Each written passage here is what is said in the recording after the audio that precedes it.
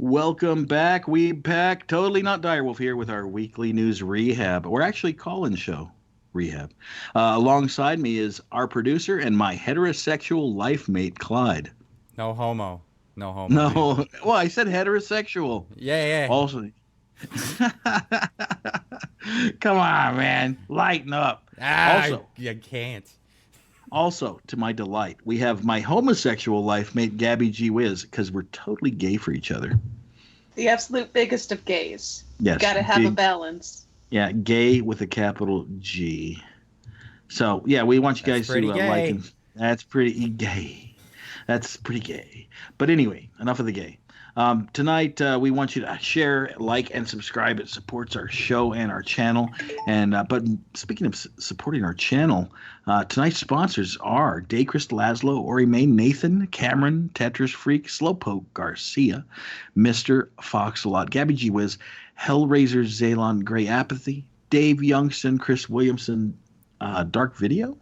I guess it's I don't remember Dark Video. Krieg Blackpaw, Zero Truth Zero, and the Spliffing Reynard. Yeah. So we'll be having the usual Dreamkeepers raffle, right? Isn't that right, Clyde? That is correct. We'll be raffling off. Is it the virtual copy? Is that the digital copy? Yes, indeed. Digital copy, and all the donations also go to our big main draw. And Vince, you can tell him all about that one because I get too excited. I start drooling. Oh, man, I'm telling you what, I want it bad myself. For every entry of $2 or more, you'll get a chance to win a complete hardcover set of Battle Angel Alita, the manga series. It's 6 hardcover volumes. It's freaking amazing. I'm not sure when our real limit reaches. We can raffle 2 digital copies if you want, maybe if we like. So even if you don't win during the main show here, you're going to have a shot at the big prize, which we'll give out probably in another week or so, I think, probably. But sounds good to me. Let's bring Puppers in right now so he can explain the whole call-in show mechanics, dynamics. Yes, please.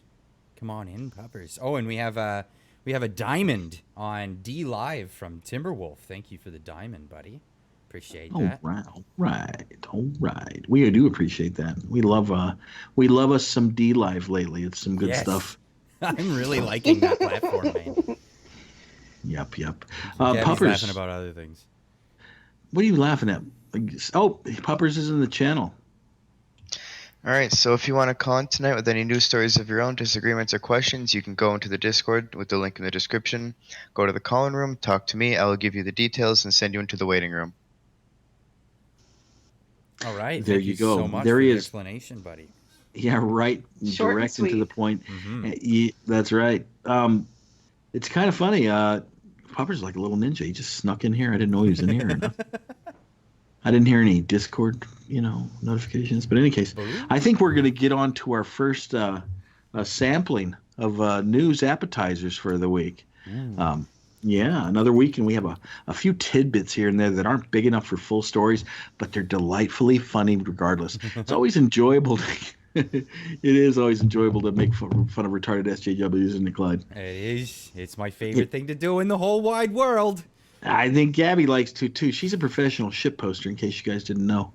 It's my bread and butter. It is bread and butter. I see something dumb, I just say goody gumdrops. Yes, me too. Yeah. Goodness gracious. Democrats are acting and talking funny, which is really just stating the obvious. It all depends on the audience, folks. Robert Francis O'Rourke, also known as Beta, recently appeared before Al Sharpton's National Action Network meeting in New York, where he, in response to a Sharpton query, left open his acceptance of slavery reparations. That's right, I said it. Really, but I'm calling shenanigans here. Yeah. Wasn't it he just 2 weeks ago in Iowa he said he was against slavery reparations? Yeah, but that wasn't expedient for the audience he had today. Well, and he also didn't have a black man going, hey, you going to give me money if you're elected president?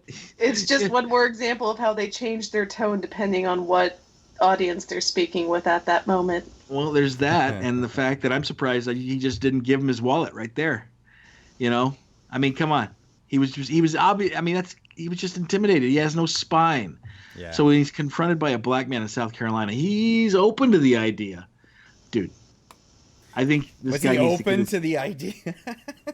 really want to show my openness to this idea that you have here. Yeah, I think before he starts trying to like come up with policy, he needs to get his arms under control. Yeah, just zip tie them to his waist. We're talking about Beta O'Rourke Algondodon card. Man, that name is a mouthful. Yeah, so Beta O'Rourke grows spine. Yeah. Pussy. Go ahead, Gabs. Obama loves him some Obama. Speaking at a town hall in Germany recently, former President Barack Obama seemed to set a brand new record for referring to himself a whopping 392 times, which totally schools his previous record of 288 times set 1 week previously. In one sitting, mind you. Yeah, one believe speech. so. One speech. That guy likes One himself. speech. Yes. I mean, I find it kind of funny that people will say Trump is a narcissist. Right? This guy is talking about himself continuously. My favorite's when he does speeches and he's like, that whole 8 years that I did and nothing got better and a lot of things got worse. Well, all the things that Trump's seeing success for, well, that's all because of me. That's all things that I laid into place. Me. Yeah, Me. Good try, buddy. Thanks, Obama. It's what happens when you live in a hug box. It's true. It's true. Gay Jesus is our next appetizer. The Diocese of Vestara, a division of the Church of Sweden, recently issued a guidebook for Christian gay kids. Among other things, readers may be surprised to learn that Jesus himself, possibly Just gay, be happy with your Joseph. vagina. You got it already. That was Timberwolf. He donated $2. He says, "You mean Francis?" Oh yes. Oh, Slowpoke Garcia for $2. Super chat, little super berry. They're vigorous pelvic thrusts. You doing your parents proud, buddy. Yeah, right.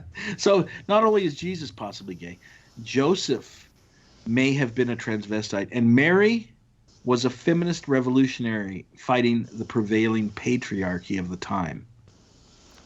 Except Happy none of that's Easter. true. Yeah. Except none of that's true. Happy Easter, everybody. Vince- Thanks, Sweden.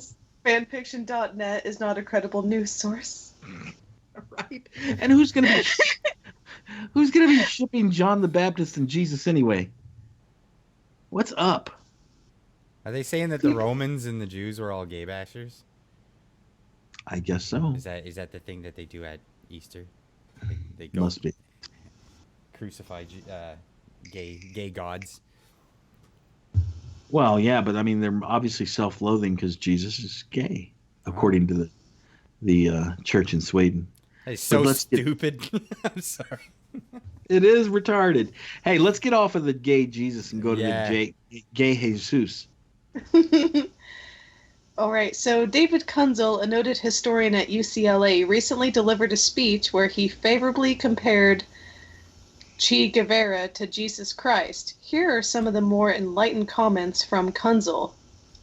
Guevara, once the epitome of armed struggle, has evolved to an avatar of justice, peace, and love, as Jesus always was, but no longer is exclusively. He also stated that Jesus Christ once led an armed guerrilla struggle against Rome. Seems you can learn about the true life of Jesus from the UCLA professor than anything taught in Sunday school or on History Channel documentaries. This modification of history and culture is really getting under my Balzac, man. It's annoying. It's fucking annoying.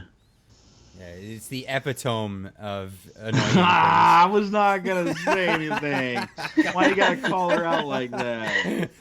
What? No, that word is written so weird. It's epitome. I probably didn't pronounce it right, huh? No, It's epitome. I know. But that's okay. But I was gonna That's tell how her it's after spelled, the though. show. That's how it's spelled. though. No, correct me live, please. It's the epitome of hyperbole. I put the emphasis on the wrong syllable. It's okay. It happens. It's all good. Clyde. I can't word. Vince is he's the weeb that reads. Yeah. Yeah. That's why I switch to camera views and stuff. I no way I could do that. So anyway, we're talking about the Mary fighting against the patriarchy. Speaking of which, the liberation of the tampon and the maxi pad. Georgia lawmakers are contemplating a bill that provides free feminine hygiene products for low-income women. Lawmakers have found enough money in the state budget to finally, at last, provide free tampons and sanitary pads for people below a certain income level. Just check off that tampon box at your next state tax return, folks. What? Really? Yeah, really. These are all real. I'm not making this shit up. Like, what's next? Like toilet paper and toothpaste and all the other hygienic items that just people need on a daily basis. A douche to clean out the vagine. Yeah, I mean, there's a lot of sand in vagines these days. Need a douche to clean that sand out. Yep. Yeah, because I mean, you wouldn't want pearls. That's how pearls are made. Triumvirate in chat says pads have wings. If they wanted to be free, they'd just fly away. Oh, that's true. How did I not come up with that brilliant dad joke? It's amazing. I love it. Go on, Gabby. No collusion, no ratings. So now that the Russian collusion hoax is no more, CNN's ratings have fallen to new lows. Things are so bad in primetime that fewer people watch CNN than HDTV, the Food Network. And even the Hallmark Channel has more viewers. Now let's see who CNN puts up in primetime. Anderson Cooper, Don Lemon, Chris Cuomo. Oh God, Brian Stelter. Monsieur Lemon. Yeah. Oh man, the Don. So I wonder where they're going to go with it. I mean, what do you think they're going to? Well, I mean, you can see what they're doing. They're obviously pivoting their narrative from Trump colluded with Russia to Trump's tax return. Tax cuts were bullshit, Yeah. which is harder to do. I mean, numbers are against them, so whatever. Next little appetizer we have is a bean dish.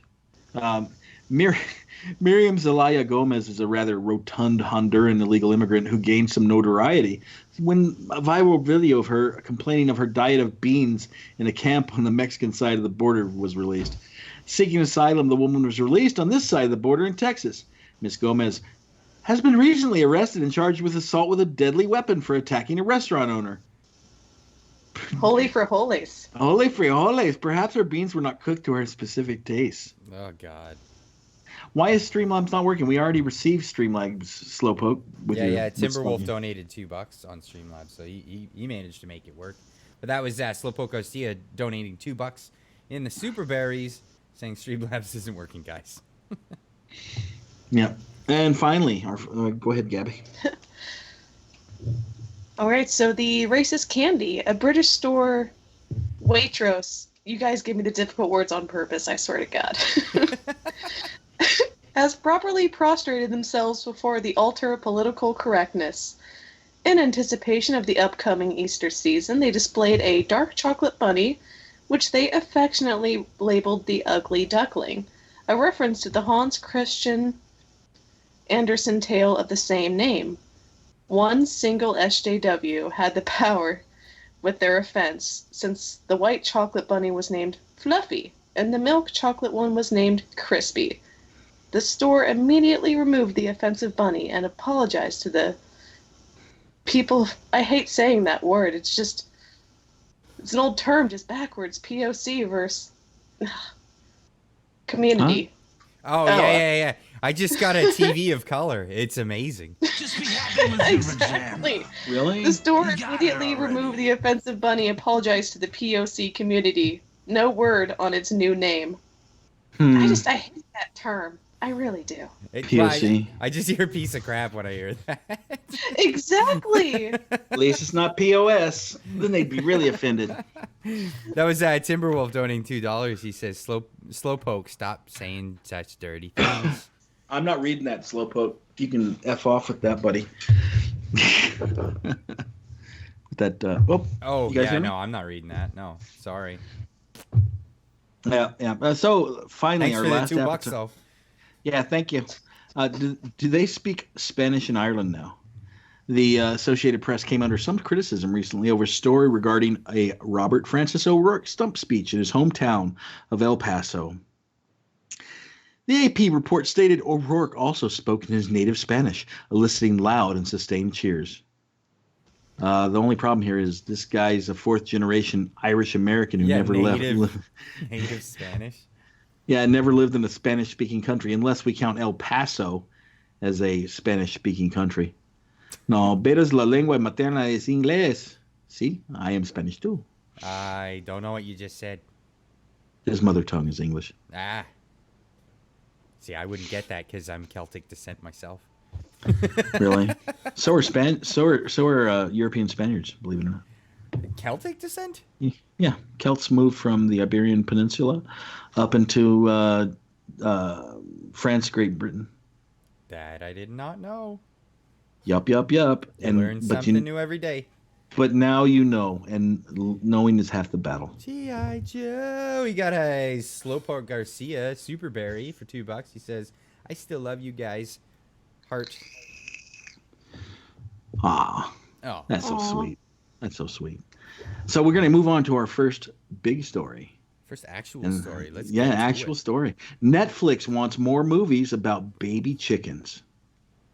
Netflix has decided to shine their virtue signal on Twitter, calling out a gendered stereotype in film terminology, specifically one word that's apparently a big no-no against the Whammons.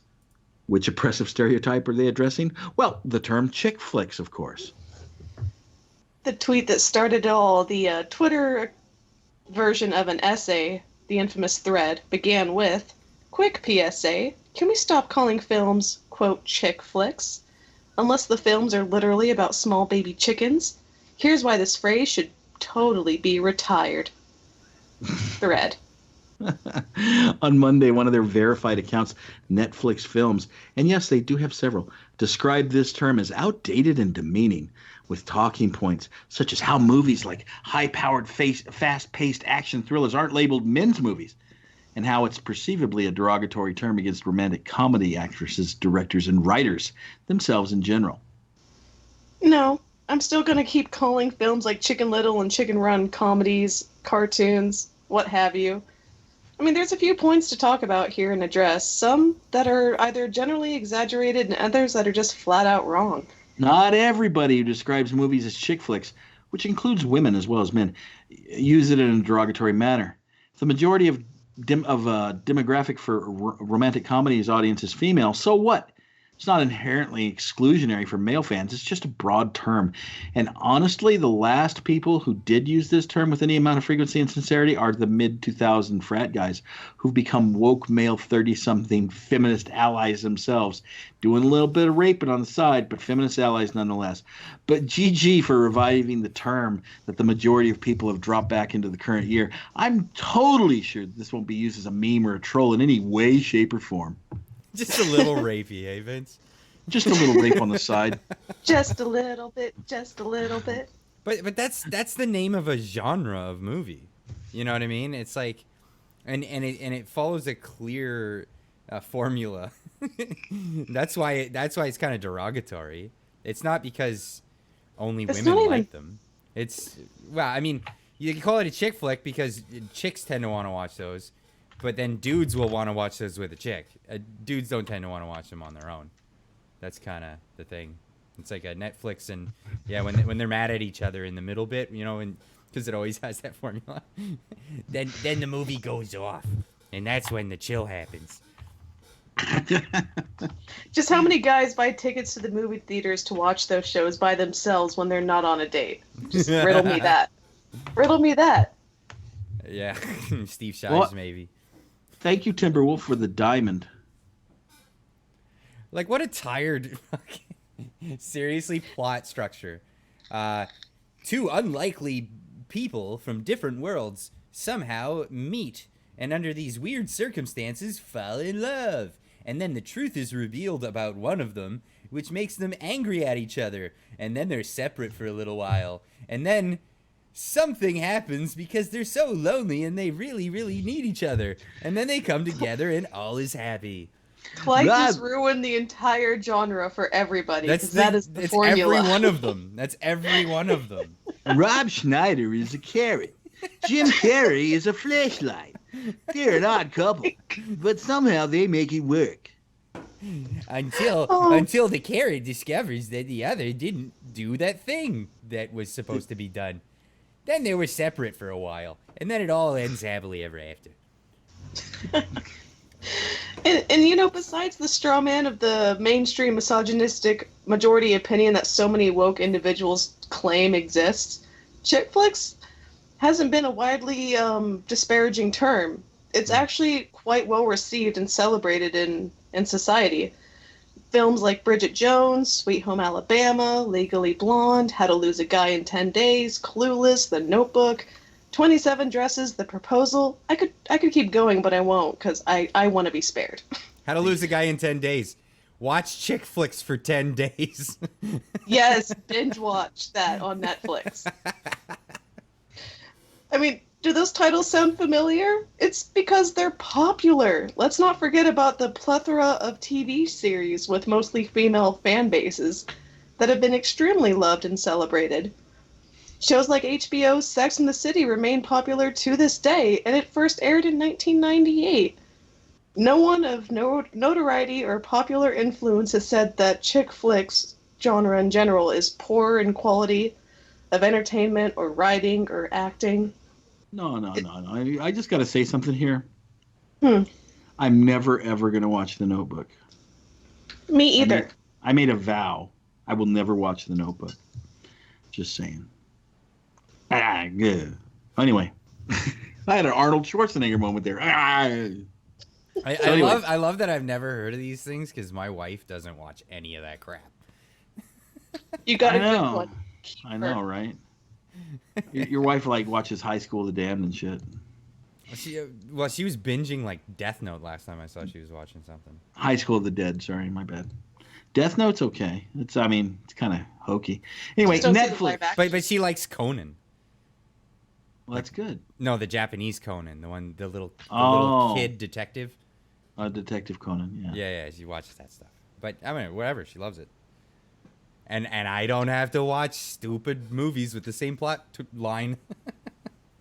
What do you mean you call lies? I've never seen The Notebook. People in chat calling me out saying I watched it. No, I never watched it. I vowed never to watch it. I do watch Jane Austen movies, though, so F you. And anyway, we've got Timberwolf in D Live. Just left us another diamond. Thanks for the diamond, buddy.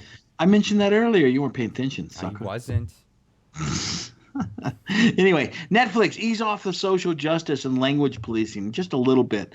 You know, I know Obama's on and I think Obama and his wife are both on their board of directors, but stop using your multiple accounts on Twitter to agree with yourself. That's not a good look.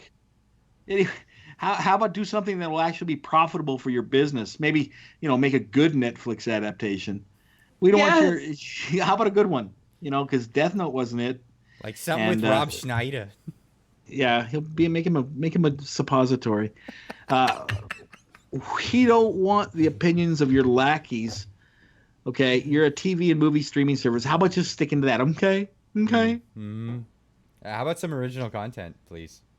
How about not ruining the new Cowboy Bebop? Yeah, that's already done. Tragedy. I'm not watching that. Not watching that garbage. Yeah, they changed the corgi to a husky. That's gay. He's a corgi. Yeah, it's supposed to be a cute little dog, and you got a husky? What? It's just one of the many, many things. And people are like, oh, that's a small detail. It's like, no, the way I look at it, they can't even get the dog right. That's a small detail. I wrote this story about a mouse. We used an elephant. Small detail. Right? It's like, making a monkey movie. Instead of making it a monkey, it's like a freaking, I don't know, raccoon. A raccoon. Yeah. Which is cuter. We don't have to stick to the original material. We've already seen that before. Yeah, it's called writing your own goddamn story. That's my line. I say that all the time. That makes me so mad. Oh, God damn it. Anyway, moving on because moving we right can just rant along. about this for days. Yeah, Good. totally. I'd go on about it for hours. You want to bring a caller in? We got a couple of them little Let's fruity. do Oh, that. sounds good. All Let's right. bring Rifle King and Shamans in, or no, Knives was first. Let's get Knives Knives was first. Yes. Let's get this call over with. Come here, Knives. Speak. You were on the show, dude. Speak, damn you. Okay, Knives. You have 3 seconds. 3, 2, 1. Ejection. All right. So Rifle King and Shamans. Shaman King. come on in and tell us something that's upsetting. Shaman King. There we Actually, go. Can you like pick someone else on the line real quick? I'm a bit busy. All right, you're going away Okay. too. Nothing like Third- that here. Third time's a charm, I suppose. That's- All right, Knives. We're gonna try your dumbass again. Come on, speak. All right, can you hear me? Yes, there you are. Yes, We can hear you now. All right. We didn't hear you before. All right. No worries. I was wondering what was going on. I didn't know if I was hitting the wrong button or not. How you doing, boys and girls? We are doing good. How are you? Doing quite well. Not in the best of moods, particularly, but you know, this is going to come from that story I've got. So, would you like to hear my little tale of what's going on here in Australia? Yeah, buddy, go for it. that's why you're here. Shoot. Alrighty. Okay. I'll just bring up the title of the article. Okay, this is gonna sound kind of cliche coming from me, of course. Title is No One Cares, Mate. Being a war veteran at 27. This fella, Chris May, survived Afghanistan. Oh, Jesus. Sorry about that. It's all right. Just keep moving. Yeah, he came back from battle and not quite fit to fit back into society, much like myself. Mm-hmm. And it goes on like this. And what's going on here is this is a 2-year-old article which the leftist Australian media is now using. It's fresh off the fucking papers, if you know what I mean. Fresh off the press.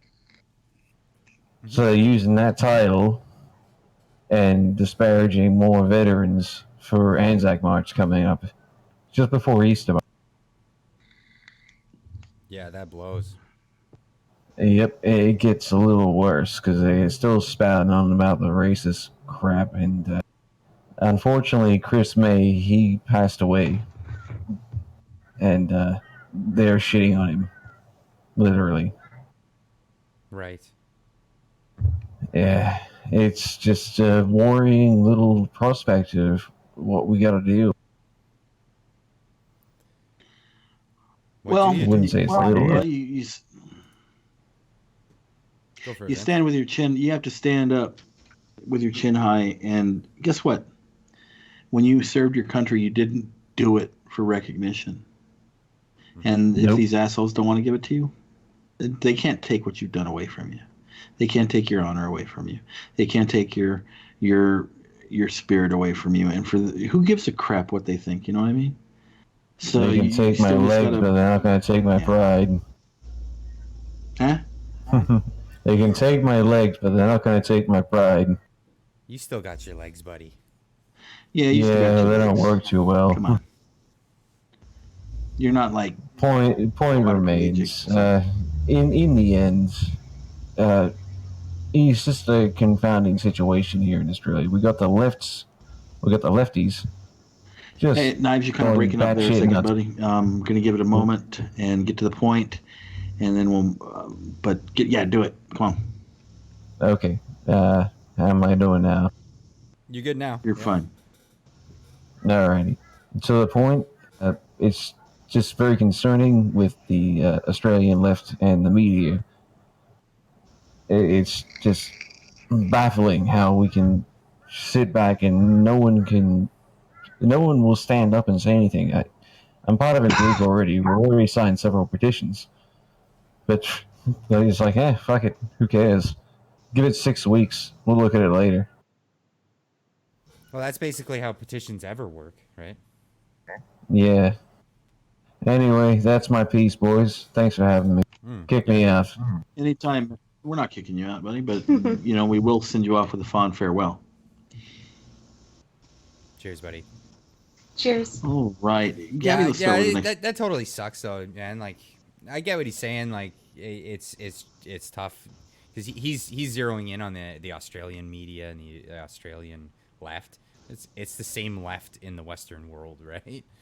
We're all dealing with it, and it's really shitty. And this is what we've been doing, is having these conversations to hopefully swing people over to, like, we don't need to swing people over to the right. We just need to swing people over to sensible fucking brainwaves. You know what I mean? Because what they're doing on the left is crazy, and the media is complicit in it, and it's terrible. Yeah. Pretty much, like, all you have to do is just call out the ridiculousness, the double standards, etc., etc. Mm-hmm. I think the fringe left are a vocal minority. Like, they don't represent the views of just the average people in the Western world. I don't believe that at all. Not for 1 second. I don't believe it for a second. No. But I wish they were the moderates, the centrists were amplified more. That would be nice. They got to speak out more, right? Well, I mean, we're working the way on it. it is. We Just got to speak out more. I mean, we get a lot of crap when we tell people to police their own, but I mean, you got to police our own community as well, conservatives, because a lot of times here's the thing. We have a political environment that's divided between the people that want to talk and to each other and the people that don't. Okay? But it's really easy to fall into the trap of being the people that don't, because you get so fed up with the jackholes like the ones in Australia that are disrespecting their veterans. Mm-hmm. So all we have to do is stand up for our principles, and that's what we have to do. Okay. Right, moving on. Moving right along. Moving right along. We was Sea Raiders, yo. Whoa. The New Zealand Shooters Manifesto keeps triggering leftists everywhere. This time, an article written in Time magazine tackles the multiple references to Vikings, which are, of course, at least according to Dorothy Kim, symbols of white supremacy. Oh, I'm so tired of this crap. Jeez. And the SPLC. Right. It's so cute how the article accurately refers to the manifesto as a media plan, right? Then goes on to play into the shooter's hand by weaponizing the content.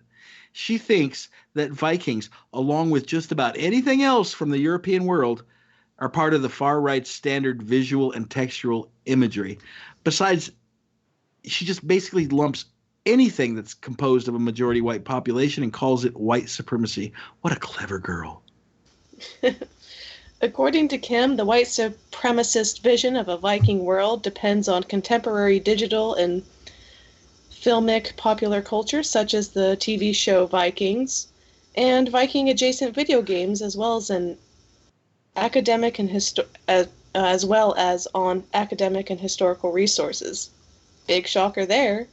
You could say that about any culture, American Indians or the Chinese, for instance. Yeah, I mean, you rely on contemporary digital filmic popular culture and academic and historical sources to learn about ancient cultures, don't you? Am I wrong? I mean, that's pretty much what you do. You study them. But Miss Kim isn't having any of it. She says far-right Viking medievalism is not about historical accuracy. It's used to create narratives to resist the medieval narratives that activate violent hate. We must create counter narratives, and to do that, we must understand the real Viking past and how it's been weaponized. Because history just can't be history. We have to weave narratives and counter narratives around it, right? Come on. Pretty much. Is she talking about rewriting history? Creating counter narratives. That's what she's saying. Rewriting history. Basically. The Orwellian newspeak. Yeah, the Ministry of Truth. Here it comes. Oh my God. They just won't stop. They just won't stop. Oh my God. That is absurd. Right. Historically, the term Viking referred to seafaring groups who traversed the seas, oceans, and rivers to raid, trade, and colonize around the 10th and 11th centuries. They established settler colonies across the Mediterranean, Caspian, Black, Arctic, and North Atlantic seas and waterways, maintaining a presence in regions ranging from present-day Russia and Europe to the Americas. But don't get your hopes up, guys. Those are only the real facts the article actually brings up. Miss Kim goes on to endorse colonialism. She says they were not homogenous seafarers, as it was often imagined. They were multicultural and multiracial. But really, no, they weren't. No. I do have a question. They were, but for the worst of ways. Right. Does it occur to anybody here why they were multiracial? Well, because she does they raped understand and pillaged. Yeah, she does understand that rape and slavery come into play here, right? Oh my But that's God, okay. That's terrible. She's turning rape and slavery of other cultures and races into a virtue. The more you But know. I suppose that's why we all love SJWs and leftists. They can talk themselves into anything. Oh, no shit, dude. Bless their hearts. Yeah. She goes on about the wonders of Viking culture, how it was diverse and wonderful. She neglects to mention it was diverse because the Vikings forcibly spread their seed and their culture through their said raiding and pillaging, with a bit of trade thrown in on the side from time to time. Yeah, trading slaves, of course. But they were beautiful and multicultural, of course. She goes on with the article bringing up Nazi imagery from World War II. Of course she does. Got to mention them darn Nazis while you're trying to turn seafaring Vikings into diversity world. Rape and pillage okay and must be talking back. Can you not hear that, Vince? No, I didn't hear it. Oh no! Did that thing happen with the Skype again? No, it was just Skypey kind of breaking in. What did it say? Oh, okay. I'm gonna pull that up because I had to go onto another page, and I need my Booma app. that was Timberwolf. He donated $10. He says, "Honk honk, Viking clown world, rape and pillage okay, and must be talking back." Taken back, I guess. Yeah. But I am really done with this article because it's complete rubbish. But I feel the need. I have to say something about it. I'm not a racial supremacist, but shit like this bugs me, and I need to get into it, and I need to rant. So why is it, according to the left, diversity is king? Multiculturalism is good. No matter how it occurred, it's good. But that we need to accept all colors and all cultures, and we need to be accepting of all races, except white Europeans. Right. In the age of mass immigration, when a group from a specific culture moves, here or to another country, they automatically form a tribe, a community. You see little Korea, you see Chinatown, you see little Somalia. Each ethnic group will gravitate towards one another. I mean, the Irish did it too when they came. It's just a natural response. Yeah, it's only natural that people do that. Yeah, you want to have neighbors you can communicate with and relate to. But that's when you open up immigration, where massive amounts of people from the same region can come, right? Right. If you like sprinkled the landscape with people from all over the world, and they all had to communicate and operate within the parameters of our society, people would just assimilate super quick. Yeah, and all this is a good thing. It's considered a good thing. It's all a good thing unless you're a white person who wants to, live among people that share their common values. You have to give up your identity in the name of diversity, because you're not diverse if you're white. No, you get called things like weeb. Right. You have to give up your history. For living in Japan. you have to literally give up your history if you're a white person, because you can't be proud of your identity. You have to. Or you just stole it from other people. Right. Because of said revisionism. So, and it's bullshit. And I know this has a very ethno-state centric tone to it, but it really isn't. I don't care if my neighbors are white or brown. And don't ask things like, what is white? What's the definition of the word is? Come on. Algondo card in D Live. I don't care what color my neighbors are. I don't care if they're white or brown. I just want them to share our values as a nation. I want them to be American. I'm just tired of the bullshit that people keep bringing up about white supremacy this and white supremacy that. And most of us don't even care about our skin color. Nope. And when you say I don't see skin color, you're called a racist. Oh, you're colorblind. You don't see my skin color, you're racist. Oh, you see my skin color, you're racist. Fuck that. I just want everybody to understand. You're told all the time when growing up, oh, white man can't jump and white man can't dance. You're white. You're not cool. You're like all this stuff, and you're like, why is They it can't cook. Like, so on one side they say you're the conquerors. You're the history's most fierce colonialists. But you're horrible and not good at anything. What? Like, what is it? How about I'm just an individual and we stop playing this game? Yeah, I mean, we have we basically, I just want everybody to understand that all men are actually created equal. Mm-hmm. Even if you're straight white male. Come on. Yeah. That's it. It does not matter in any way, shape, or form. History's history. Nowadays is nowadays. Just. Yeah, but you don't create counter narratives to historical fact. Come on. Just be happy with your vagina. You got it already. I love that quote. Chris Williamson donates $2. Says, "Those lovely Vikings, it's a world out there." It is a world out there. Those beautiful, peaceful traders. They just went around forming settler colonies. They weren't going around raping and pillaging everybody. No, not at all. Wrong. Not at all. But it's funny because like the Vikings get. They were economic immigrants. Economic immigrants. But like the Vikings get the rap for the same practices that every other culture ever did. Just the Vikings happen to be successful at it for a long time. Yeah. Essentially, that's all it is.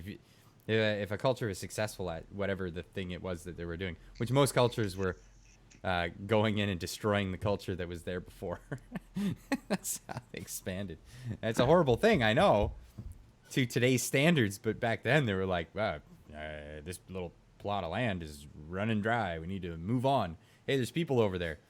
Well, we could probably just get rid of them. Well, we have a choice. We can, starve this winter, or we can go over there and steal their food for the winter. Right. Let's do that. Because starving doesn't sound fun. And they just happen to be really good at it. Yeah. Anyway, let's bring. Is Shaman King ready? Well, let's see if he's ready. He better be ready. All right. Here you come, buddy.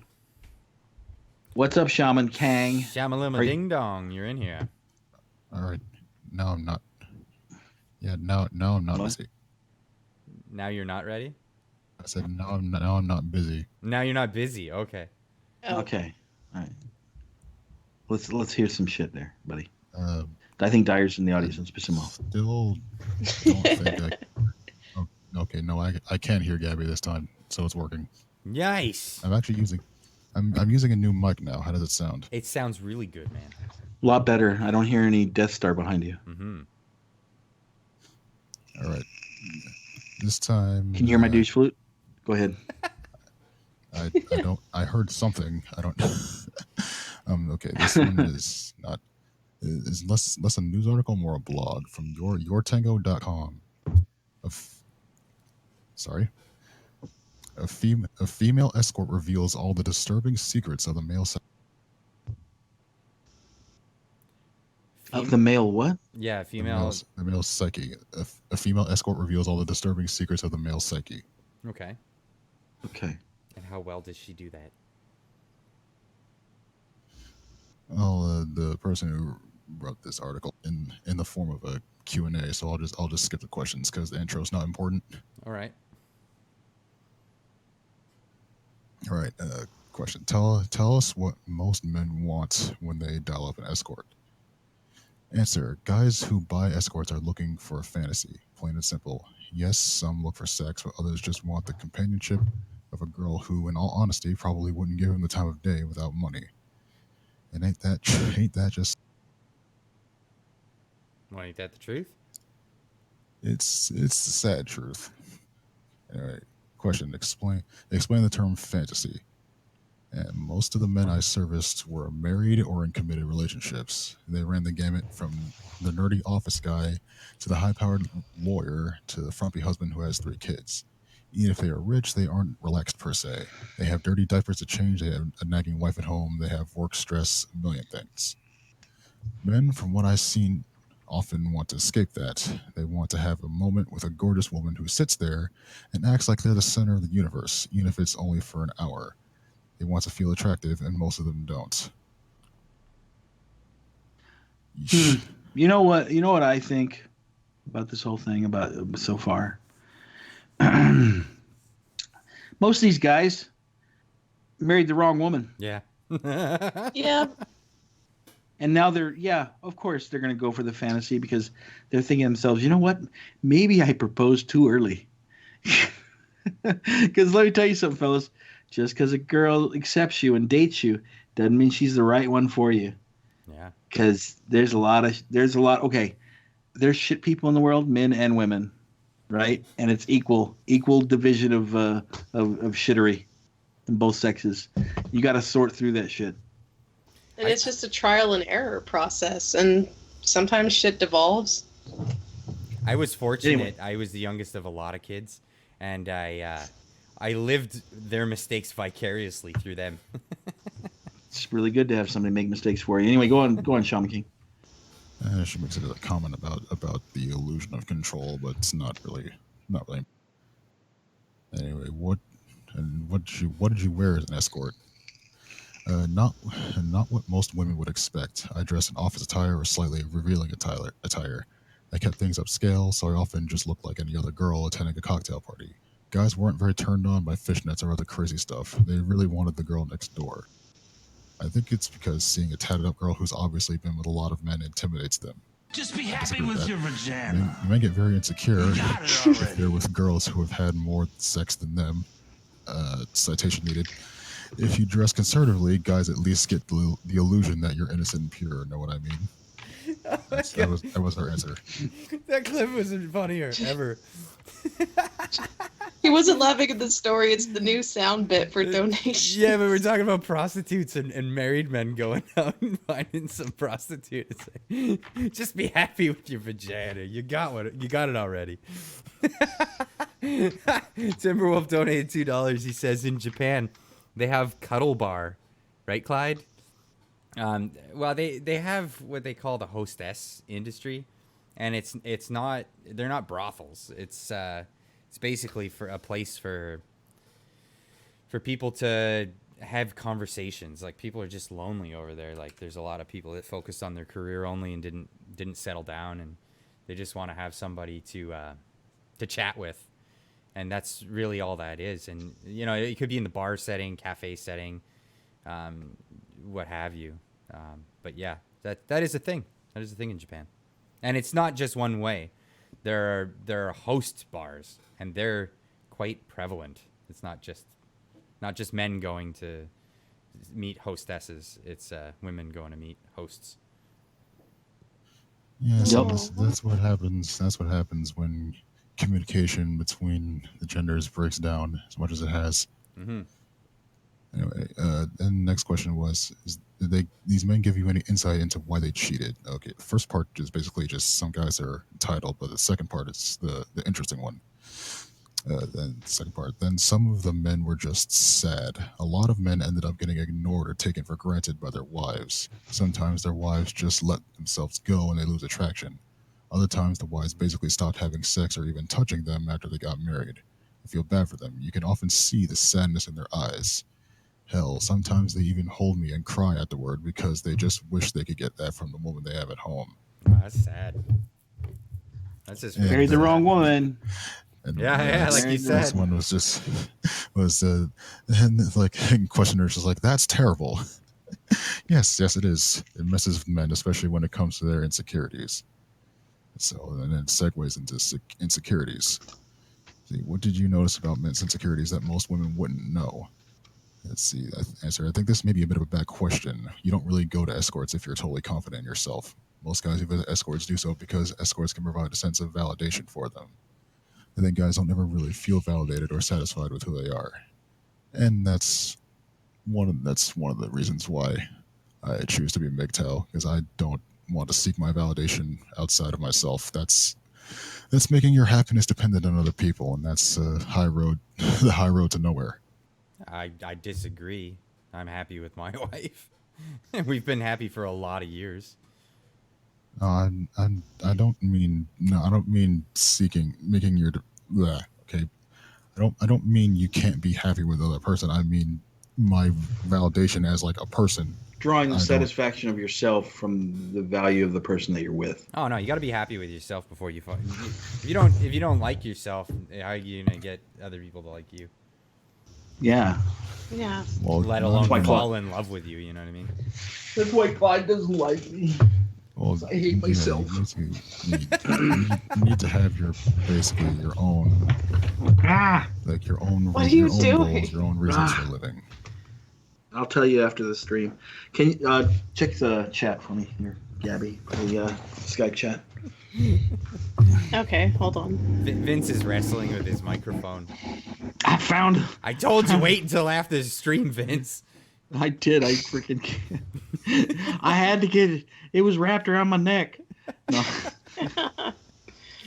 All right, Shaman. We appreciate you bringing this thoroughly depressing and downtrodden story. Yeah. Dyer told me to kick you out, so I have to. As per usual. But I just wanted you to know I always Well, appreciate damn. you, buddy. And thanks for getting a new headset. It really sounds a lot better. Yeah, it sounds great. Later, pal. You know, there was actually like one uplifting note that I wanted to end on. Oh, okay. Okay, all right, well, all you right. have that. For a change of pace. Sure. Give her. All right, let's scroll down a bit. Yeah, this is the part. Do you have any advice for men? I'm skipping over several parts, but we have a saying in the sex industry: if men treated their wives like their hookers, you'd have the world's strongest marriage. Seriously, a lot of Johns gave me gifts, took me shopping, would try to woo me, would converse with me. The works, only a small handful of them were disrespectful or rude. Most clients I had treated me better than my ex-boyfriends did. From what I've seen, my clients also treated me better than the woman they married. I felt bad for their wives, really bad. That's actually why I ended up hanging up my heels, so to speak. Really wish more men would actually try to talk to their wives about things, or better yet, date girls who accept them for who they really are, rather than the people they feel they're supposed to date. I honestly think this is a big issue in today's society. I can't name how many men have offered to run away with me or leave their wives for me. From what they've told me, and from what prostitutes think about their male clients, many of my Johns married women because they felt they were supposed to. But then the girl judges him, nags him, and doesn't really accept him. It's awful and it's foolish. It's a foolish mistake. I mean, who really wants to be married to someone who judges them that much? I don't know. Let's ask Steve Chives about it. Because you know he married a ball buster. What was that thing they Does say anyone that? think he's happy? No. No. Does he looking to act like a happy Fucking- man? No. No. Do I No. fuck Jesus Christ? But there's Oh my that thing God. that people say about marriage, you know, like women hook up with guys and hope they'll change and they don't, and men hook up with girls and hope they never change and they do. It's just the way the world works, man. It's not that they change. It's just they hid their true nature. No, their motives change, and dudes are just kind of like, yeah, no, I just still want to play video games and just hang out. Like, you want to hang out? And they're like, no, I want to do like household stuff. No, okay. And remember the girl that used to like playing video games with you? She's not going to be there when you get married, buddy. No. No, and they won't laugh at your jokes anymore. And No, you won't be nearly as funny as you used to be. Uh-huh. you no, know. I married a good one because she still laughs at my jokes. She still comes and plays games sometimes, and we have all kinds of fun together. She watches One Punch Man with you. Yeah. We binge watched that. That was great. Yeah. And I was like, I'm going to buy that Yes. t-shirt. And she's like, yeah. It looked great on you. Well, I'm glad you have a wife who watches anime with you, and the advice she gives for women can be summed up as girls need to actually, listen and encourage their guys to speak more without judgments, without viewing them as weak for it. That's why guys don't tend to share things with their significant others. They don't like being judged. Yeah. Well, I mean, guys don't like to be judged, but judgment really makes you who you are in the end, right? It's having mistakes pointed out and all that stuff. It makes you a better person in the long run. So Yeah. So I think there's a little column A, little column B going on here. It's not all women are doing the wrong thing. I've known some girls that forced me to watch anime. So what the Forced. hell? Okay. Anyway, Really? that's Not forced. Not forced. It was meant to make a statement. Don't get all salty. Look at what you did, Shamalama Ding Dong. You're starting an argument in the show. Get out of here. You take it easy, buddy. It's nice talking to you again. Later, bud. All right. Good night. Nighty night. All right, on to our next story. I'm going to shuffle that one under the rug right now. Now that the Mueller probe is over, let's probe Hillary. What do you say, guys? Let's do that. Give her a little probing. One unpleasant side effect of the 2-year-long Mueller investigation was that it also served as a way to block congressional oversight into Obama and Clinton's corruption. Look at that face. Look at that face. No, you look at it. Now that Rosenstein and Mueller can no longer run defense at the Justice Department, Republican Senate chairs of 3 very powerful committees are demanding Bill Barr look into the corruption at the FBI. In a letter sent to Attorney General Bill Barr Tuesday, Finance Committee Chairman Chuck Grassley, Judiciary Committee Chairman Lindsey Graham, and Homeland Security and Governmental Affairs Committee Chairman Ron Johnson wrote that the Justice Department can no longer use Mueller's investigation as an excuse to dodge oversight. The jig's up, boys. Now that the special counsel's investigation has concluded, we are unaware of any legitimate basis upon which the department can refuse to answer to the Judiciary Committee's inquiries, the GOP senators wrote to Barr. You got it, buddy. Yeah. Hold on one second. Did we lose Gabby? Right. Oh, there we go. No, sorry, I was typing something. The GOP... Professional, I know, sorry. The GOP senators previously requested information on a classified appendix to Inspector General Michael Horowitz's report that was released in June of 2018 titled, A Review of Various Actions by the Federal Bureau of Investigation and Department of Justice in Advance of the 2016 election. We had a super chat from Slowpoke Garcia for $2. Last message, I'm being censored by Streamlabs, and that sucks, buddy. Yeah, not on our part. We didn't do it, so yeah. Maybe it's some of the things you were writing in there. Gabby, I don't know. Maybe that has. I'm not driving. Don't look at me. Why you got a semi truck in your den? I don't know, but I'm going to call insurance about that. That's a lot of damage. It is a lot of damage. But in any case, the Inspector General's report on former FBI Director James Comey was very damning for the Bureau and stated that Comey was insubordinate and affirmatively concealing information from the Justice Department during the investigation into Hillary Clinton's private email server. However, it concluded that actions taken by the corrupt agents did not change the outcome of the Clinton email probe. The same FBI agents who handled the investigation into Hillary Clinton's private server with kid gloves migrated over to Mueller's probe to hunt down President Trump and his associates. The FBI exonerated Hillary Clinton before interviewing 17 witnesses, including Hillary Clinton, handed out immunity like candy, and claimed Hillary's, quote, intent factored into whether she would be indicted or not. Which is bullshit. The intent has nothing to do with competency.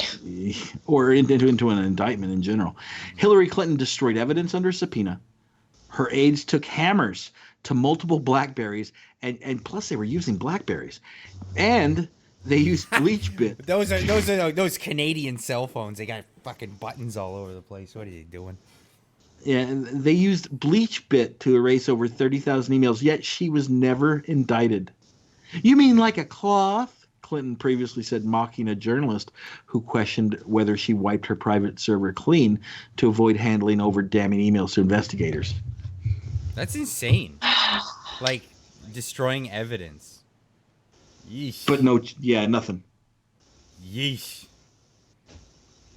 And former FBI counterintelligence chief Peter, I'm going to butcher this name, Peter Strzok, changed the language on Hillary's exoneration letter from grossly negligent to extremely careless, ultimately preventing the former Secretary of State from being charged under the Espionage Act.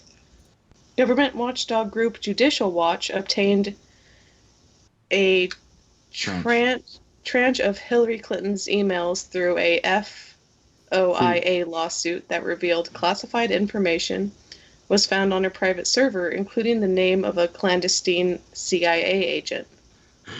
So myself, I'm looking forward to what transpires over the next year or so.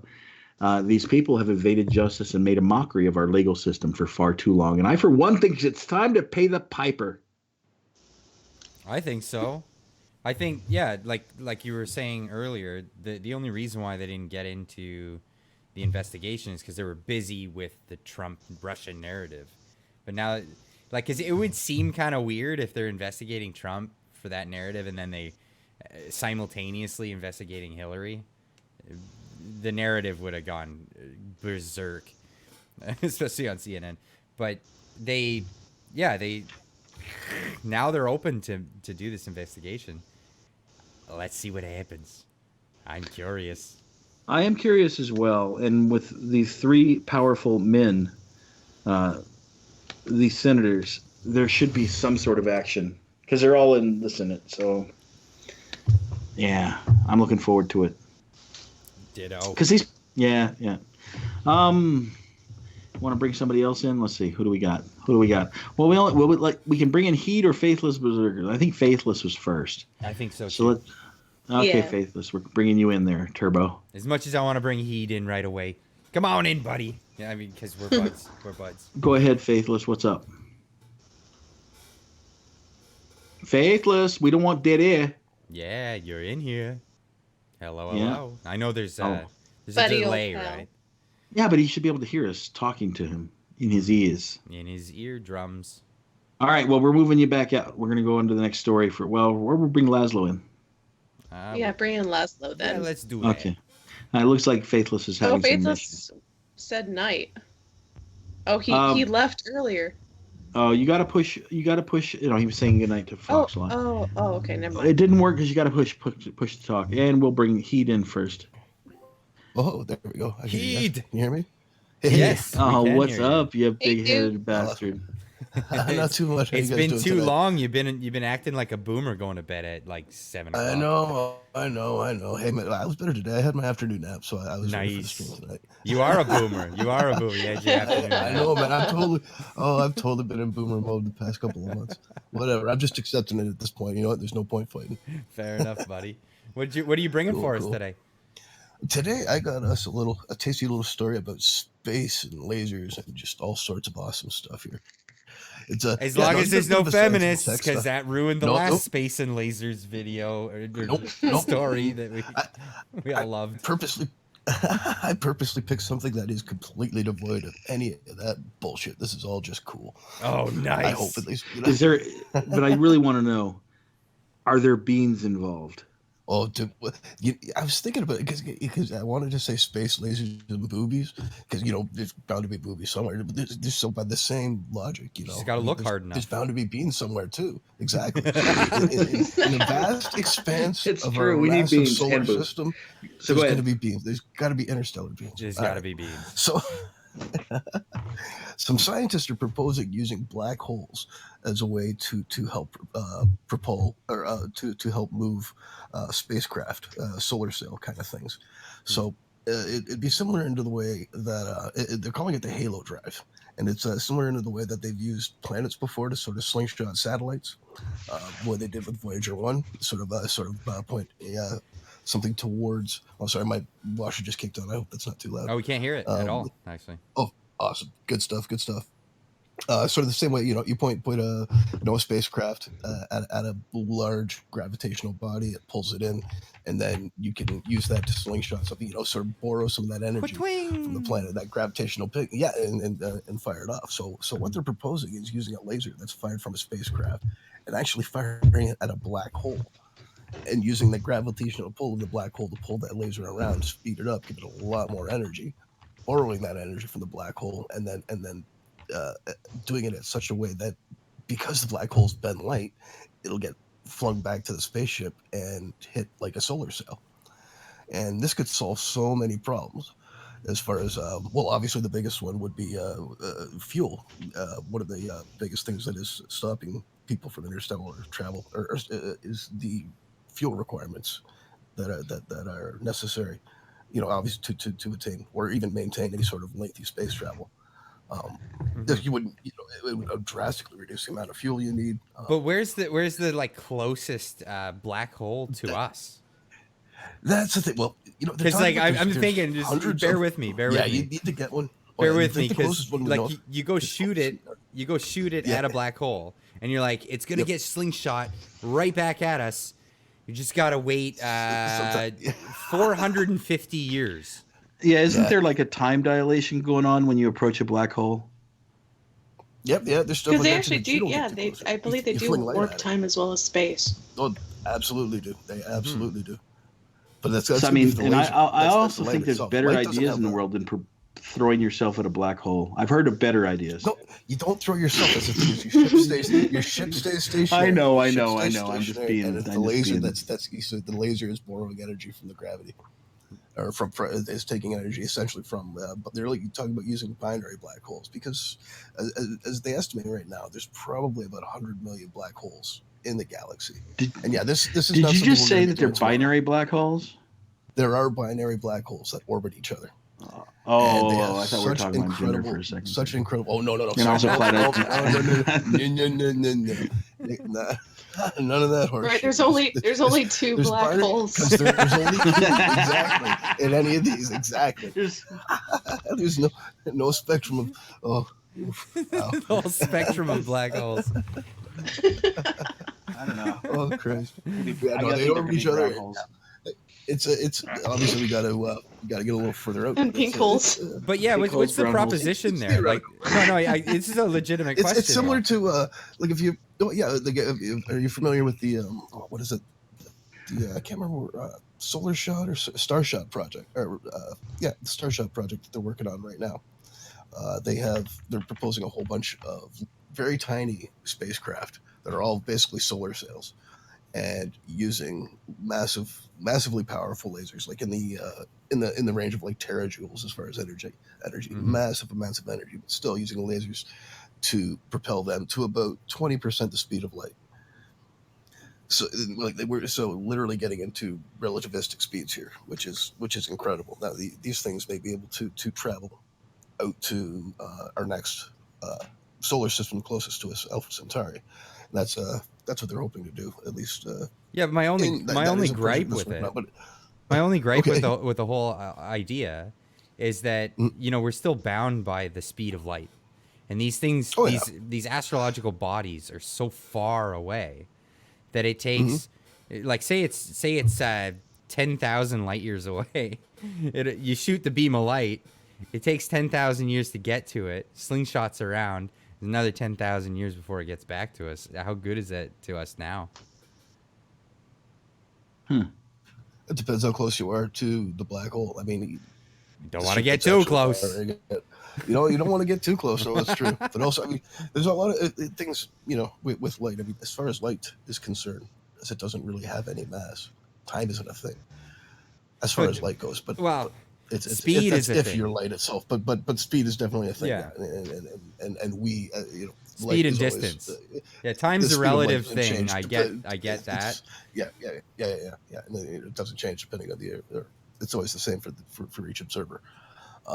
It still takes a long time to get to the object and then return back. That's all I'm saying. Yeah. What a cool, it's crazy cool concept. It's a cool, it's obviously like future tech to a couple of orders there. But right. Still, it's you think so? I don't know. I was reading this and I think there's maybe there's still hope we to get off this stupid planet yet. Wait, I mean, in 20,000 years. In 20,000. Well, I gotta freeze myself. Well, hopefully first. we do, because we are on a clock. Like, it's not a matter of if, but when Earth goes kablooey. Yeah, 12 years from now. Right? Well, it's less than 12 years. Yup. That clock started as soon as she said it. Yeah, it, Just defined it right there. started a Settled couple of science. months ago. Jeez. Donating to Elon Musk GoFundMe. Send us to Mars. Like the clock is I trust him essentially more than AOC. the clock is essentially the date in which her live stream went public. That was it. 12 Boom, years. 0 hour. We're totally fucked. Set your clocks, folks. You can decide to find it. Settled science. I said it's So we have settled. the doomsday clock for nuclear warfare. We need to make a new clock for climate change. Yeah, Yeah, I found the they're not going to backpedal. They're not going to backpedal on No. that one. No.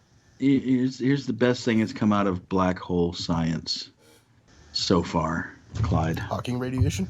Let me find it. There you go. The best thing to come out of black hole science. Yes, So it's not in recent Hawking years radiation. anyway.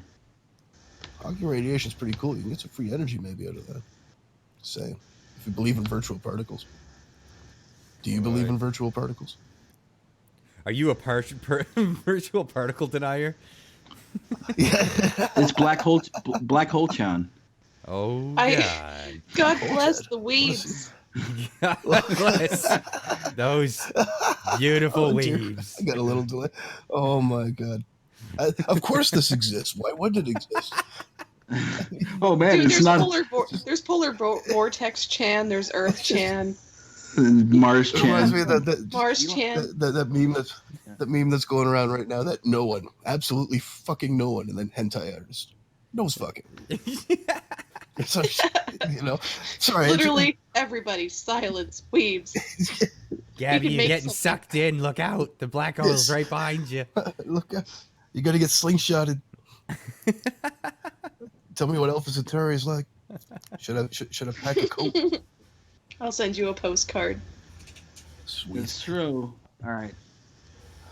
Awesome. Well, that's Well, all I thank you had. for Just that. wanted to. Are you going to become our science advisor now, there, big guy? That's awesome. I could. I like could that. There's do that. there's I do room like in the advising, budget. and I do like science. That's right. Everybody loves science. Science. All right, guys. Let's move on because we got a show to produce. Great chatting with you guys. Thanks for Yeah, having me. it is, Appreciate buddy. it. We're doing a show? Yeah, No that's the way. thing that we're doing right now. All right, Laz, take it easy, buddy. All right, you too. Thanks, guys. Cheers. Later, buddy. Night, dude.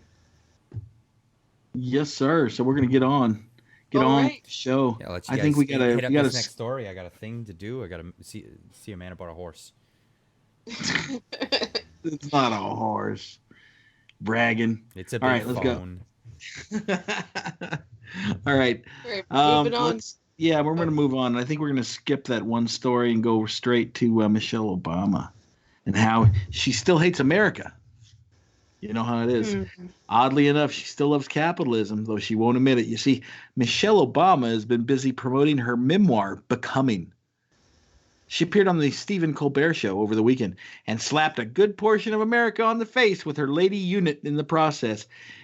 She essentially compared the U.S. to a teenager visiting their divorced dad, Trump, during a torturous, prolonged weekend.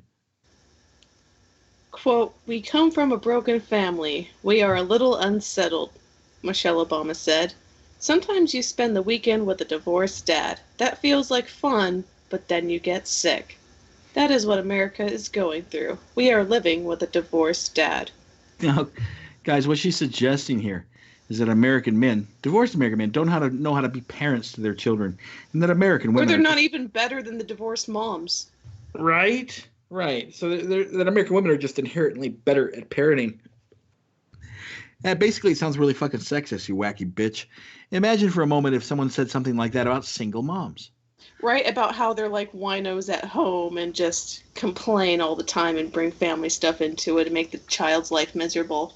Bring strange Sexist men into the stereotypes. house. Bring strange men into the house and bang them in front of the kids and whatnot. You know, crap like that. Blue hairs would be screaming at the top of their lungs and free bleeding in the streets just to protest it. I can hear the cries of, "How dare she insult single moms like that? It's offensive to assume that they're all train wrecks." Well, as funny as that image is, we won't be able to see it. At least not for these comments. Michelle Obama is Perpetuating another lame stereotype. We all know it. Divorced dads are selfish losers who live in a single-bedroom apartment and give their kids hot dogs and breakfast cereal because they are so inept. Yeah, they don't know how to feed their kids. They don't know how to care for their children. You know, Clyde's in there probably giving his kids, Fruit Loops right now. Anyway, she's just the latest voice in the attack. No, I'm over here talking about Michelle Obama. Yeah. You ain't talking. I'm back. But she's just the latest voice in the attack on the male psyche. The media is telling you that you are stupid, men. They're telling you that you're irresponsible, men. They're telling you that you can't be a good parent, men. That's how she views divorced dads, and that's how she views the state of our country right now. Oh, Michelle Obama is a very talented individual. The very important job. Yes. Not many people could manage to insult the president, the country, and half the population of said country in a single breath. Thanks, Obama. Thanks, Obama. Michael. Sheesh. Thanks, Michael. Oh, good Lord. Yeah, it's terrible. It's terrible. And it really is. There has been this negative male stereotype that's been perpetuated for the last, 30 years on television, popular culture. The stereotype that she's a male? That's the dick shape in her pants. That's what perpetuates this. Y'all are terrible. I can't take you anywhere. It's not the rumor. Well, yeah, exactly, Aganda card. That's what I'm saying. Why do people? Because for every divorced dad, there's a divorced mom. Yeah. There, and it takes two to get a divorce. Yeah. Well, It takes two to tango and takes two to get off the dance floor. but somehow, And it only takes one to say, "Get out of my house." Wait a second, it's not your house. It's my house now, and so is Sucker. all that stuff. It's mine. Get out. Yeah.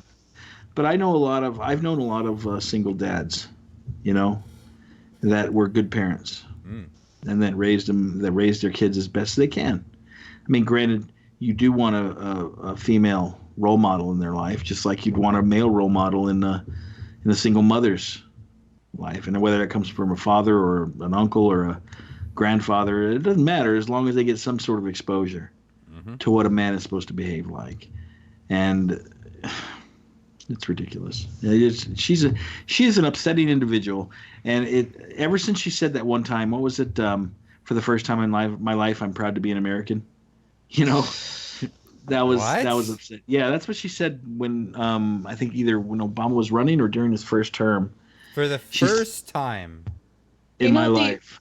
The irony is, it's like she compares Trump to the divorced dad, but you know how many Obama supporters decided to vote for Trump? It's like they ran to their dad because they didn't like their divorced mom. That's true. What really annoys me is how is this woman embraced as a media darling and as a fashion icon? You see that freaking dress she was wearing in that award ceremony? She looked like a freaking kaiju. This big knee-high freaking, rubber boots and shit. And then you look at her. Tooth and the she's not an attractive radioactive lady. breath. She's not an attractive lady, but they freaking dog the living crap out of Melania. And Melania's beautiful. Yeah. Well, I mean, she was a model. Or didn't they criticize her about the stupid shoe she was wearing to some event? Like, just the dumbest stuff. She wore hiking boots. It wasn't a criticism of Michelle. It was just, I can't believe they make women's shoes in that size. Yeah. You could put those things on a set of oars. Yeah. Like, you get like sizes 1 through whatever, and then you get to like Charles Barkley at some point. People don't. True Rex in D-Live says, why do most people assume most dads are deadbeats? Most people don't, but that's the way they're portrayed in the media, popular culture, and then that's the way. That's what you're told. Commercials. I can't watch TV anymore because every commercial is an insult to the intelligence of just men. Yeah, it's bad. Sad. And it's always the same thing. It's always, dad does this dumpty stupid shit, and then wife's like, how stupid is he? Fix the problem, and then sell the product. Yeah. That's always how it is. It's just like, no, like you gotta suspend. You need to like have that suspension of disbelief to even like attempt to watch those things. And how are you trying to sell products to people when you're just insulting the person you're trying to sell a product to? Well, they're not trying to sell products to men for the most part. Most women are the ones that make the purchasing decisions in the family. You know what I mean? So that's why they, they're pandering to their audience, to the people. I have learned Ben and Jerry's excellent new scheme. That's why they're doing this. Yeah, they're like, it's okay if you're fat. Eat more of our ice cream. Man, asking we things like... We support you. Buy us. Algonda Card. We are your comfort. Algonda Card in D-Life says, people say masculinity is under attack, but what is real masculinity? Yeah. Are you effing kidding me? What is real masculinity? Dude, wow. Okay. This is... The way they define it, no. Right? The way they define it is like, masculinity is men being violent with each other and being dicks all the time. Like, that's their definition of masculinity. Yes. Masculinity, real masculinity. I mean, we could talk about this for hours. We could do a whole show on it. Mm-hmm. And I've thought about doing a whole show on it, actually. We should do that like we did the last show the other night. Yes, we should. We should. Yeah, that's an idea. Yeah. But what is real masculinity? It's an independent spirit. It's a problem-solving attitude. It's a lot of how can I put it, Clyde? Help me out here. Well, I mean, yeah, it's the dominance over not women, not the dominance over women. Women, like, traditionally, like a strong woman would follow a guy who's like I say follow. Like, it doesn't matter. Like, I'm thinking of like people getting offended all the time, right? So you gotta watch how you say shit. But basically, like, a strong man is a very masculine man. A strong man would be a leader, or, you don't have to be a leader in your job. You could just be a leader in your life. You know what I mean? With your family and stuff. Women tend to respect strong characters. You know what I mean? That's just like a thing. And that's a sign of masculinity. Femininity isn't what they portray as femininity, as like this weak underling sort of thing. No, women traditionally are very strong and very resourceful. You know what I mean? Strong men traditionally like having a strong mate. But it's the yin and the yang. You can't have one without the other. You know what I mean? Right? It balances each other out. It complements each other. It totally does. It actually says, there's an old saying that sums it up pretty much, the relationship between a traditionally strong man and a traditionally strong woman. For every great man, there's a strong woman behind him. And that means not that she's behind him subservient. No, that she's actually... she's standing there with him. No, because when the man gets home, she runs the show. He's just like, hey, I just want to chill. Like, give me a minute. You know what I mean? And then I'll do all my chores. But yeah, like, no, it's a team effort. Without the team effort, you're in the situation we were talking about before, where people are just busted up and not functioning together. I mean, if you're gonna have a strong marriage, you need to have that yin and yang, and a clear definition of like, hey, this is what I do in this role. I have a role, and I have a role, and we're gonna work together towards a common goal. You know what I mean? Yeah. The cuck commercials, every one of them are divorced now, because dude's just like, I can't even enjoy anything. Well, I mean, I don't mind humor per se, but how many women are disparaged jokingly in commercials nowadays? Never. It's like, equality is being able to laugh at each other equally. It's not disparaging. It's banter. It's memes. It's jokes. No one should take themselves so seriously, but it's okay to make fun of one demographic and not the other, because that's equality.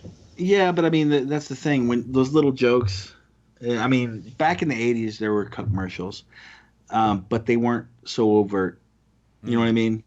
They weren't overt. They weren't like, you're stupid, therefore I'm going to make all your choices for you. Now just sit there and, I don't know, go mow the lawn for me or something. You know, that's what it boils down to in the commercials nowadays.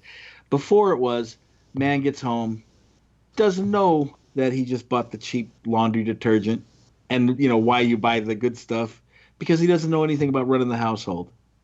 You know what I mean? That's kind of the root, and it's kind of evolved over time, and they've just gotten more progressively more making the guy look dumb, you know, until it's become a trope. Well, I saw one, and it was like dude's outside of his car, and he's checking his pockets, and he's like, oh, no.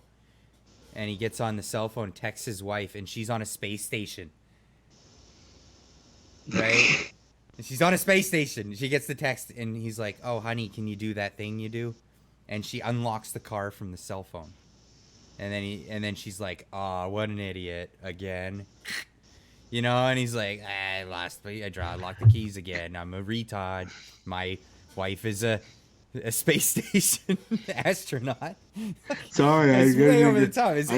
I gotta get in the car again to get my diapers so I don't shit myself. Right, it's way beyond the I don't know how to work the dishwasher, honey. Ah, you moron. Let me do it. You know, it's like from space. Let me do it from space.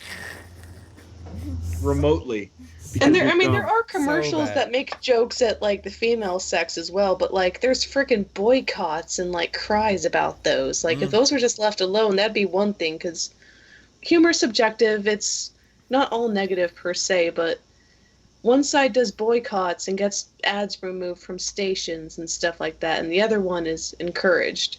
And if it were like, why not both? It would be one thing if it were just commercials. Yeah, right. It'd be one thing if it were just that, but it's every aspect of society, just like the story we just talked about.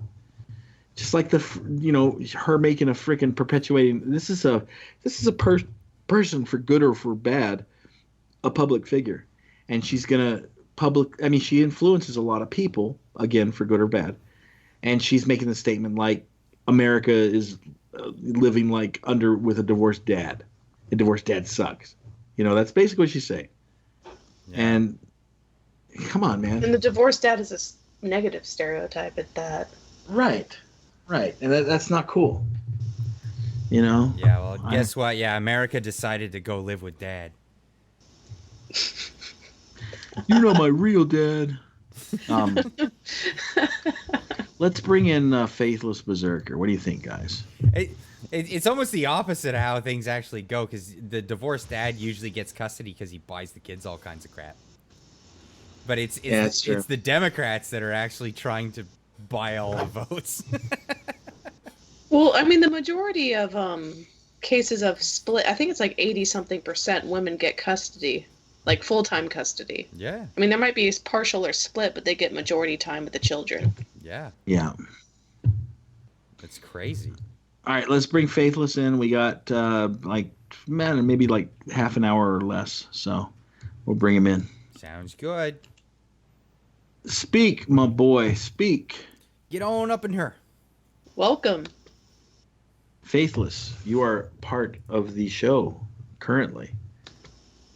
And you are dead air, my friend. And you know what I say to dead air? Bye.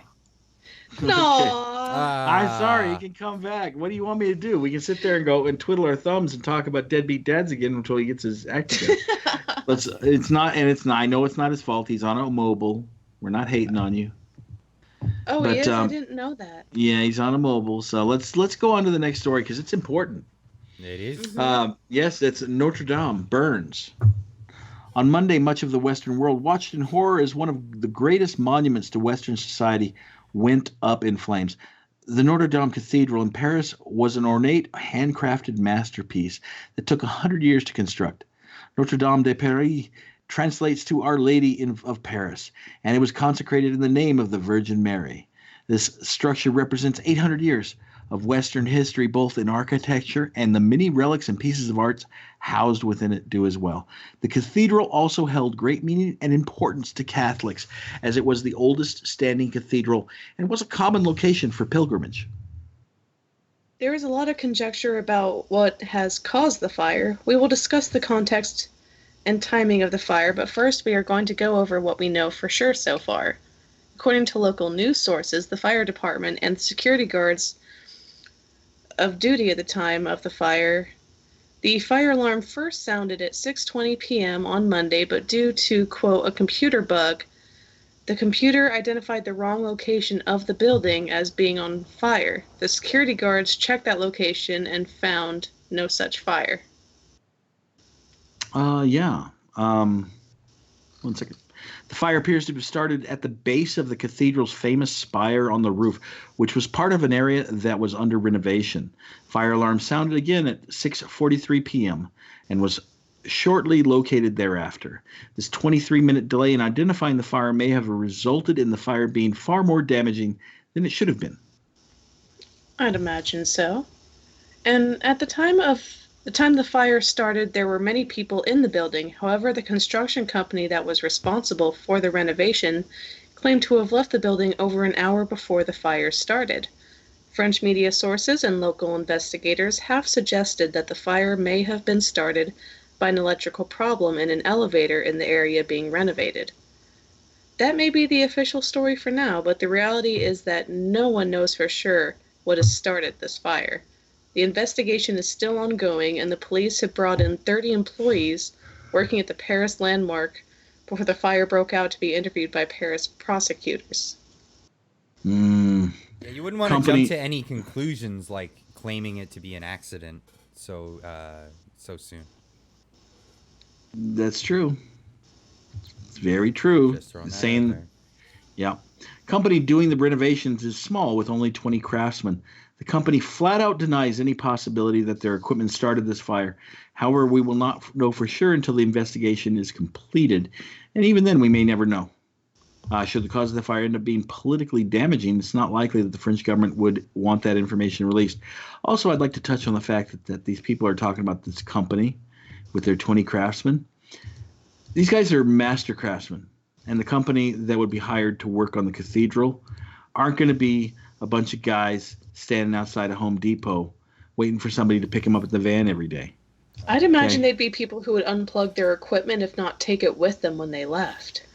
These people are working on historical, what boils down to be a historical artifacts, and I have a lot of confidence in the fact that these people are going to be mindful of where and what they're working on.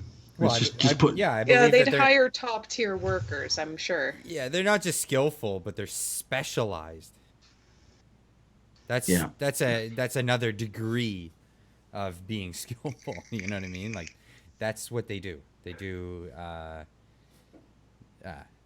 historic relics and whatnot. Yeah, that's pretty big. Yeah, they get paid a lot of money for that. Just think of that's how they bring in the big bucks. Just think of the billions of dollars in liability that they would have to have for just their insurance alone. Yeah, you didn't hire like a landscaping company to come work on the cathedral, you know. Like, hey Joe, what are you doing next Tuesday? I need an extra hand. We're rebuilding this historical. You know, it's like that just didn't happen. Go ahead, Gabs. Many people are worried that this fire could be arson based on two major factors. First, Catholic cathedrals and churches have been the target of arson in France in recent months. 10 churches were burned by arsonists in France in just 1 week in March alone. These fires were confirmed by investigators to be intentionally set. The police managed to catch one of the arsonists, but they did not release any information about the person other than it was a 25-year-old male.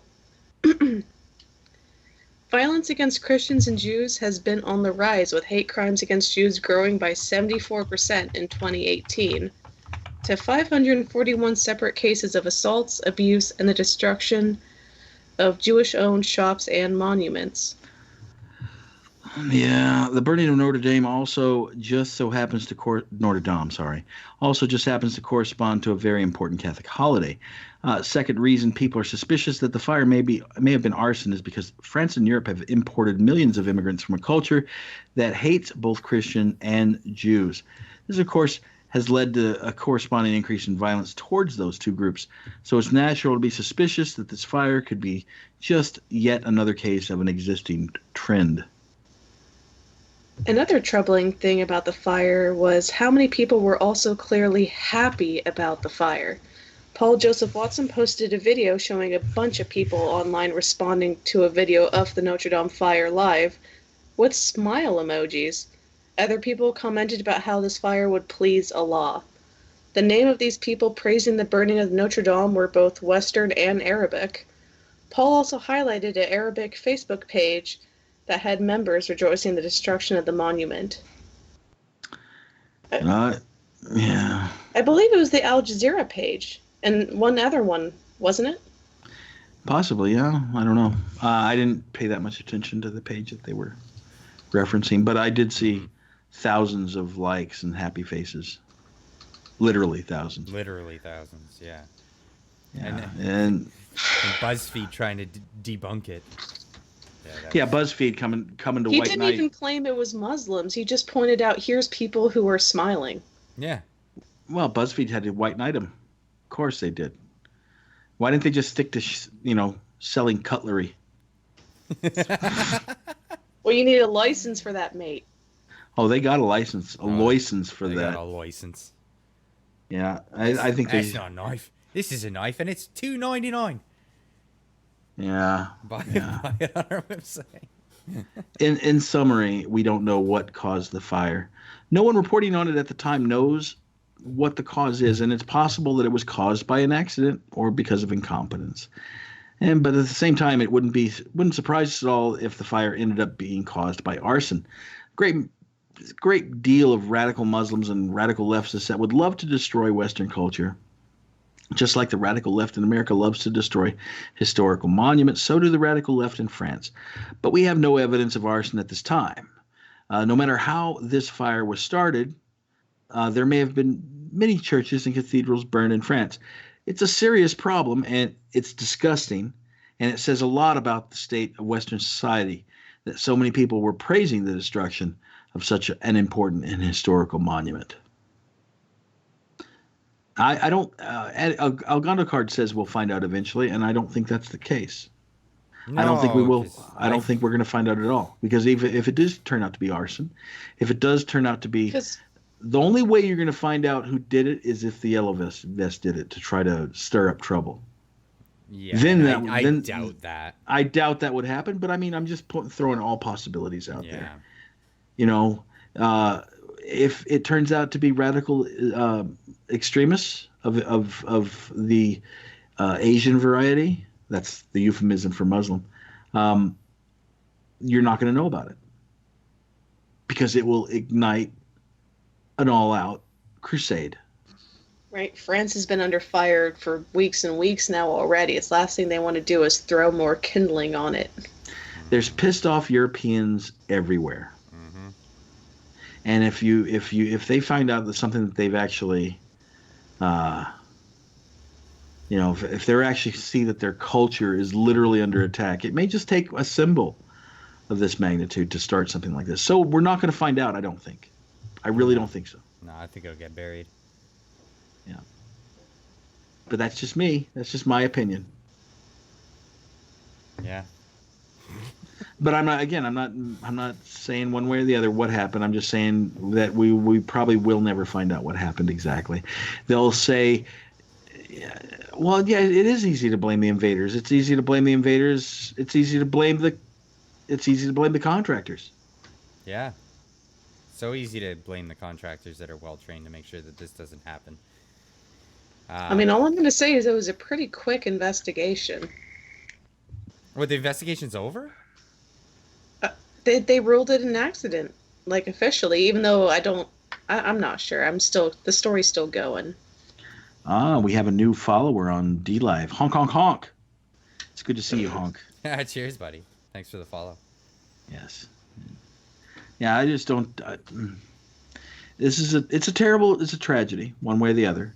Mm-hmm. And at least we didn't lose the whole thing. The spire's gone, but the main building's still there. Yes, Honk. Notre Dame. Yeah, we're talking about that. Yikes. Yeah, I said too many words the other night about this. Oh, we discussed this at length about our own personal opinions on the matter, but Yeah, but as far as news goes, as far as being objective and delivering a story, we don't know who caused it, and we perhaps never will. No, So, there you go. I don't think the truth will ever come out. Yeah. Unless somebody claims to have started it. Yeah. Well, yeah. Yeah, who knows, right? Well, you never know. I don't think they want to claim this one. I don't think anybody wants to take responsibility for this one. Well, because they know there'll be backlash. Oh, backlash, dude. I Doesn't honestly say it, does it? No, it would be igniting a match in the Tinder. Mm-hmm. Tinder, you know what I mean? It would take off. It would be a violent spread. Yeah. I mean, I think just right now with so many eyes on it and everything, we just got to trust what the news and evidence points to wise, or at least the public evidence wise. Just go with that. Yeah. Not much else we can do. Nope. But I think we're actually drawing close to the 2-hour mark. Ah, yeah. And, well, thanks everybody for coming in. Yep. Thank you for joining us. And anime lives do matter, Stan Keck. Thank you. It's true. Gabby will agree with that. Even Clyde will. He's a weeb. I get Weebs called rise that all up. the time. Yeah. So we appreciate you guys tuning in, and we will see you on Saturday for our news rehab. Yes, we will. Are we not going to do the raffle tonight? Let me see. We have the list, but let's hold off on the raffle tonight until Saturday. Sounds good. Fair enough. Yeah, we'll hold off, and we'll give off I don't know, 4 digital copies on Saturday. Sounds good. All right, everybody. It was good having you with us, and we will talk to you Saturday. Boobies. See you Saturday.